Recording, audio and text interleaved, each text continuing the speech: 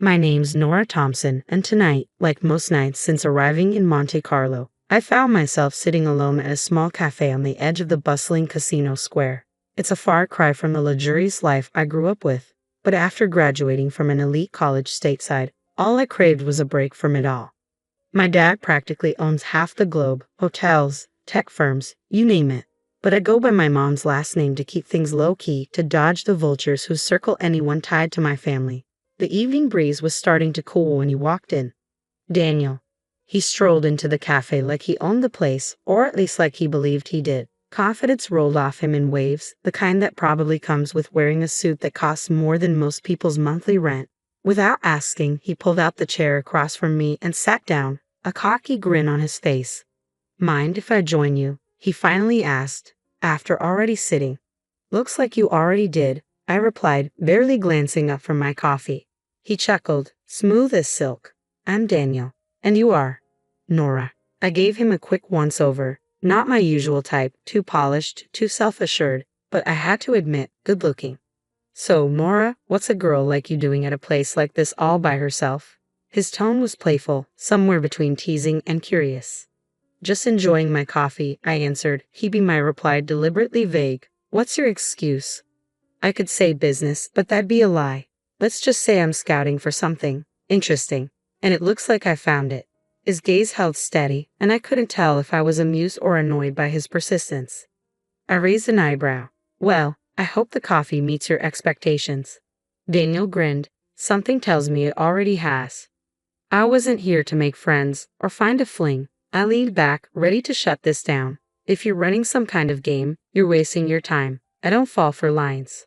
His voice lowered slightly, a flicker of intrigue in his expression. "Who says I'm playing a game?"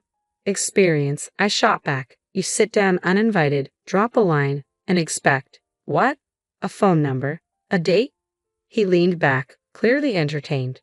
"Tough. I like that, but no, I'm not fishing for a number. Just conversation. If it's too much, say the word, and I'll disappear." I studied him for a moment. Monte Carlo was stunning, but also lonely. A little conversation wouldn't hurt. "Fine," I said. "We can talk, but keep it light." To my surprise, the conversation flowed easily. He didn't pry, and I didn't feel the need to share anything personal. As the night deepened, I realized I was enjoying his company more than I expected. Daniel wasn't like the guys who tried to dazzle me with their wallets or family connections. He had the air of someone familiar with luxury but not defined by it. Eventually, it was time to leave. I stood, brushing off the cool night air. "Well, Daniel, this was unexpectedly pleasant." He gave me a slow grin. "Surprised yourself, huh?" "Maybe just a little. Good night, Daniel." As I walked back to my apartment, his words echoed in my mind. Monte Carlo was full of surprises. And perhaps, tonight, I had stumbled upon one. After that first encounter, my nights in Monte Carlo felt a little less solitary. Daniel had a knack for showing up wherever I was. Whether I was wandering the markets during the day or having a quiet dinner on my own, he'd always find me. Surprisingly, I didn't mind. He wasn't overbearing, just there. Persistent but never pushy, as if being around me was where he genuinely wanted to be. One evening, as I sat on a terrace watching the sun slip below the horizon, Daniel appeared once again, 2 coffees in hand. Without a word, he took a seat beside me, passing one of the cups over. I glanced at him, amused, assuming I wanted coffee. He gave me a lazy grin. I figured it was a safe bet. And somehow, it was. I teased, raising an eyebrow as he handed me a cup. "If I'm wrong, I'll drink both," he said with a grin. "Good guess, then," I replied, accepting the coffee. We sat in comfortable silence for a while, the rhythmic sound of waves filling the gaps between us. It felt strangely natural, as if words weren't necessary. "You never told me what you do back in the States." Daniel finally broke the quiet, his voice low and easy. I shrugged. "Didn't think it mattered. I work. Right now, I'm just enjoying not working." "Fair enough," he chuckled, his smile soft in the fading light. "But everyone's got a story, don't you think?" Over the next few days, we slipped into a comfortable rhythm. Daniel took me to parts of Monte Carlo I hadn't explored, hidden gardens, quaint little shops, and quiet beaches that tourists rarely found. We talked about everything and nothing: movies, books, favorite foods. He had a ridiculous passion for defending Daniel Craig as the best James Bond, while I was all about Sean Connery and the classics. One afternoon, as we walked along the beach, Daniel suddenly stopped and turned to me. There was a seriousness in his gaze I hadn't seen before. Nora, I know I'm just some guy you met at a cafe, but these past few weeks, I don't know. It's been different. Better, because of you. I stopped too, caught off guard. Feelings were the last thing I'd planned on dealing with here. Daniel, I like hanging out with you, I really do. But this is just a break for me. I'm not looking for complications. He nodded slowly, taking a breath. I get it. No pressure. Just know that I'm here. And I think you're pretty amazing. Days blurred into weeks, and before I knew it, my time in Monte Carlo was running out. Daniel and I started spending more time together, and what began as casual conversations evolved into late-night dinners and early morning breakfasts. It was the last thing I expected, falling for someone under the Mediterranean stars. Then, one evening, Daniel dropped a bombshell. Come back with me, Nora. Work at my company in the States. I know it sounds sudden, but I think this could be great. The idea was crazy, completely insane, really, and yet part of me was tempted. Not just by the job, but by the adventure, by the thought of seeing where this unexpected connection might lead. Moving back to the States felt like stepping into a parallel universe, where Daniel's offer wasn't just a job, it was an invitation into his life. And suddenly, the line between a simple break and something much bigger began to blur. I was living in an ordinary apartment in an ordinary part of town, trying to blend in, playing the role of an ordinary girl who had just happened to luck out. But my father, he had different ideas about ordinary. He showed up one afternoon, completely unannounced, just as I was unpacking the last of my boxes. His booming laughter filled my small living room, the sound making the space seem even smaller. He stood in the doorway, larger than life, his presence impossible to ignore. Nora, hiding out in plain sight, huh? He chuckled, pulling me into a hug that almost knocked the air out of me. His grip was strong, just like his personality. So, tell me about this decision, he said, giving me that knowing look, his voice light but probing. This guy must be something special for you to up and move like this. I sighed, sitting down on the couch, trying to brace myself for the inevitable fatherly interrogation. His name's Daniel. He's different, Dad. He doesn't know about all this, I said, gesturing vaguely around, meaning the wealth, the name, the complications that came with being my father's daughter. Dad sat down next to me, his face now serious. Nora, you know you can't keep that a secret forever. If he's going to be part of your life, he should know who you really are. I know, Dad. I want to be sure about him before I complicate things. He ruffled my hair just like he used to when I was a kid, a small smile breaking through his usual sternness. Always looking out for you, kiddo. Just remember, if you need anything, I'm just a call away. And you know, I've got eyes everywhere. He winked, but there was an edge to his words that only a father with this kind of power could deliver. The next few weeks were a whirlwind, adjusting to my new job, my new life. Daniel was a constant, as supportive and charming as ever. But there was something different about him now, an edge that came with his own responsibilities. One night, over a quiet dinner at my place, Daniel brought up the conversation I had been dreading. Nora, he began, his tone soft but insistent, when do you think I'll get to meet your parents? I feel like I'm missing a big part of your life. I froze, the weight of the moment settling over me. Well, my mom passed away a long time ago, and my dad, he's just a regular trucker. We're not exactly on speaking terms right now. Daniel frowned, a look of genuine concern crossing his face. I'm really sorry to hear that, Nora. But you know, whenever you're ready, I'd love to meet him. Family's important. I nodded, appreciating his words but knowing the truth. My family was a world I wasn't ready to expose Daniel to. Not yet. Life with Daniel moved fast. We were already blending our lives in ways I hadn't expected. My job at his company was going great, and our relationship deepened with every passing day. It felt like we were heading towards something big, but when that big moment actually came, I was still caught off guard. It was a normal evening at his place, his upscale apartment with stunning views of the city skyline. We had just finished a casual dinner, nothing fancy, just takeout because neither of us felt like cooking. We were on the couch, a documentary about ocean life playing in the background. The kind of thing you watch but don't really watch. Then Daniel turned to me. his expression far more serious than the situation called for. He took my hand and suddenly, my heart started racing as Daniel spoke. Nora, I've been thinking about us, about everything we've been through and everything I want for us in the future. I nodded, my mouth suddenly dry. Yeah. He looked at me with an intensity that made my pulse quicken. I love you, Nora. I love everything about you, and I can't imagine my life without you. He paused, swallowing hard, clearly nervous.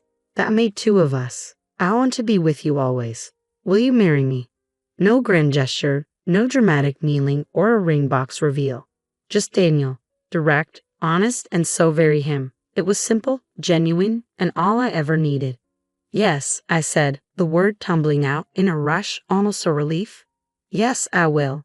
His face lit up with that wide, infectious grin, the same one that had won me over from the start.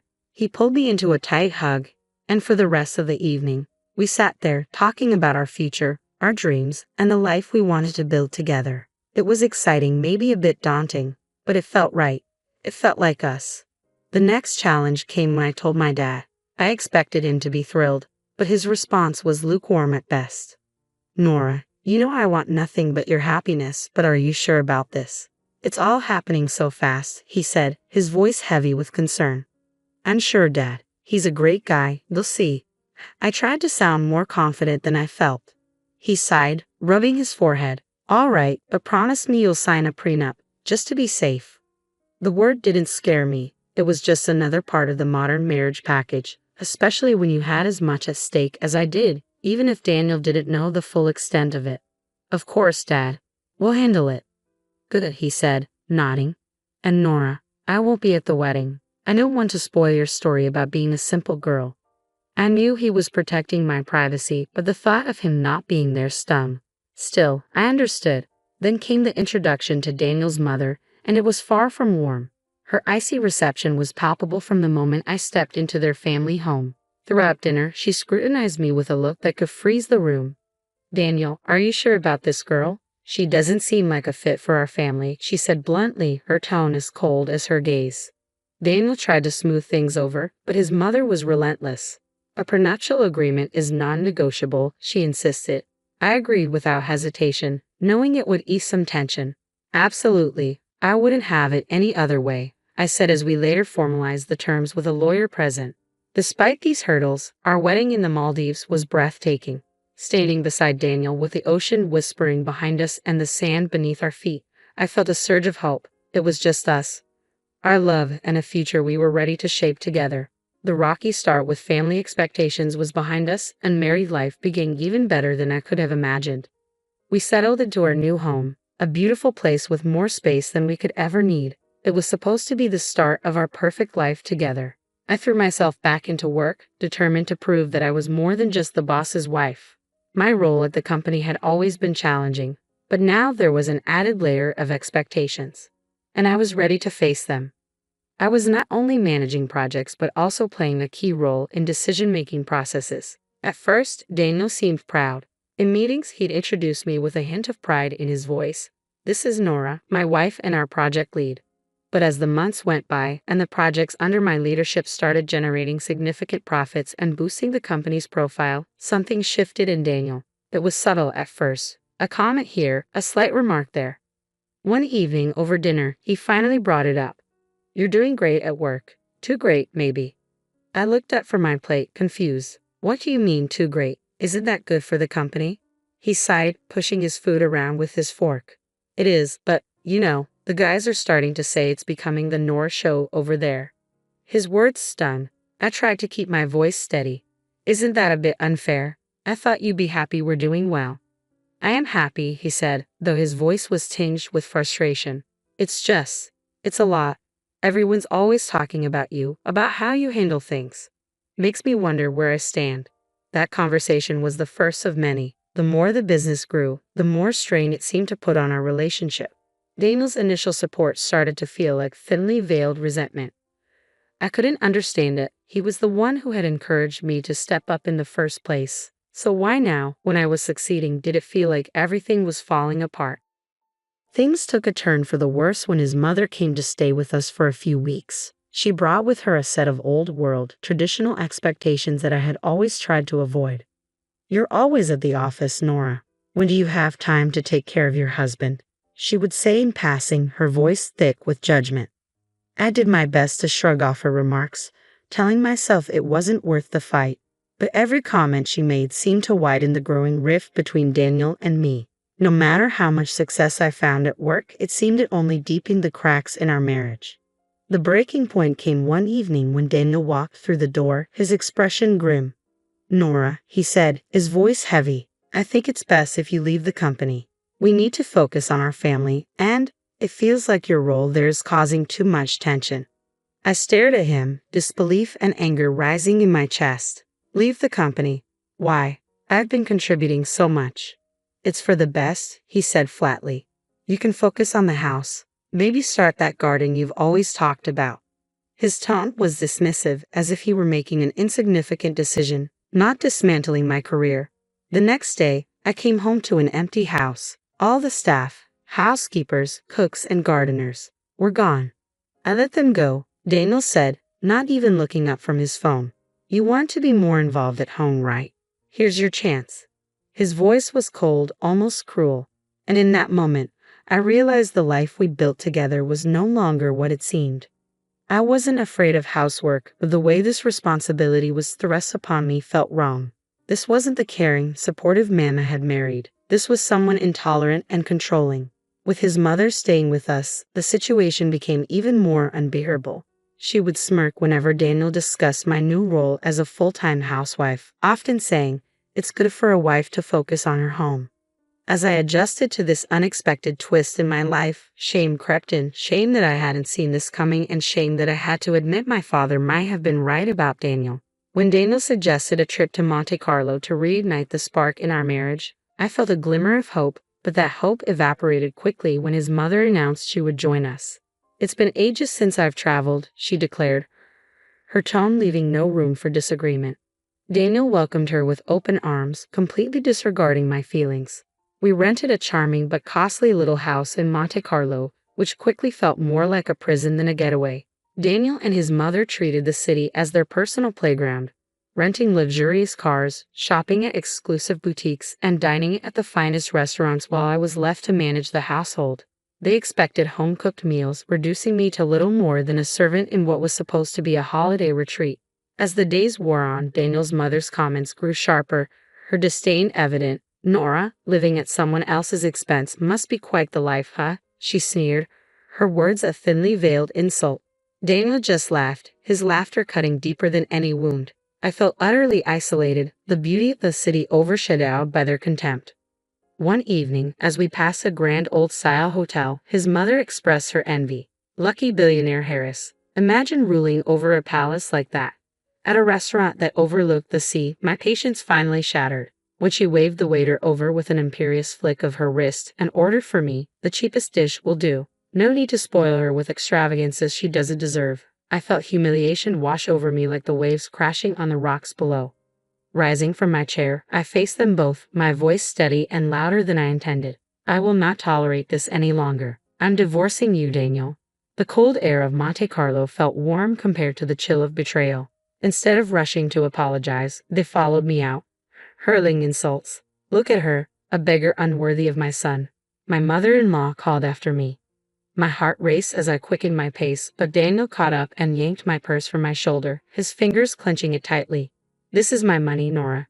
Go on, get out on all fours if you have to," he spat, his voice dripping with contempt. I stood there, stunned and alone, while his mother laughed cruelly. "Maybe now you'll learn to beg in Monte Carlo since that's all you're good for." As their laughter echoed down the street, fate intervened. We were near that grand hotel, the one Daniel's mother had envied. She sneered, "Maybe they'll let you in as a beggar." Just then, the gates swung open, and a guard approached, recognition lighting up his face. "Miss Harris," he called warmly, walking over with a respectful salute. The atmosphere shifted dramatically. Daniel and his mother fell silent, confusion replacing their smug satisfaction. "Your father told us you might come by. Please, this way. The best room is always reserved for you." As the guard led me inside, I could see my mother-in-law's bravado crumble to ash. Ignoring them both, I straightened my posture and thanked the guard. Behind me, Daniel's pleas began again. Nora, please. I didn't mean it. His mother shouted. Perhaps we could come in for a drink at least. I didn't look back. The doors of the hotel closed behind me, a symbolic barrier shutting out the chaos of my old life. Inside, the staff greeted me with the respect due to the daughter of their employer. The flight back to the United States was long, offering plenty of time to contemplate my next steps. By the time I landed, my resolve had hardened, unyielding as the city sidewalks I had walked. The next day, I found myself in the office of a reputable lawyer, papers spread out before me like a battle map. During your tenure at the company, your husband failed to pay you bonuses owed for the multi-million-dollar deals you closed. The lawyer pointed out, his tone a mix of surprise and indignation. We're suing for $3 million. The courtroom felt cold and sterile, a stark contrast to the heated glares Daniel shot across the room as he fumbled through his defense. The man I once loved looked utterly pathetic. When the verdict came, a resounding victory awarding me $3 million, Daniel's face crumpled in disbelief. Outside the courthouse, he made one last plea. Nora, everyone's laughing at me. I messed up. Can we start over? His words once tugged at my heartstrings, but that time had passed. You only missed the money, Daniel. Maybe listen less to your mother next time, I replied, the edge in my voice cutting through the crisp air as I turned and walked away. Returning home, I faced my father. The air between us was thick with unspoken words until I broke the silence. Dad, I should have listened to you. He wrapped me in a warm, forgiving embrace. You had to learn on your own. Now you know, and knowing is half the battle. We talked late into the night about life, mistakes, and new beginnings. His advice became a guiding light as I navigated my future. Inspired by our conversation, I began laying the groundwork for my next venture. My experience at Daniel's company had honed my skills and ignited a passion I couldn't deny.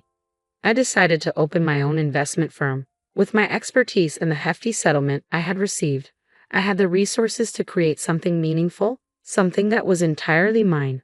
Weeks turned into months as I built my business from the ground up. The challenges were daunting, but every setback taught me a lesson, and every success confirmed that I was on the right path. Sitting in my new office overlooking the bustling streets below, I realized how far I had come, from a disillusioned wife in a loveless marriage to a competent business owner. The journey had been fraught with hurdles, but each one had made me stronger.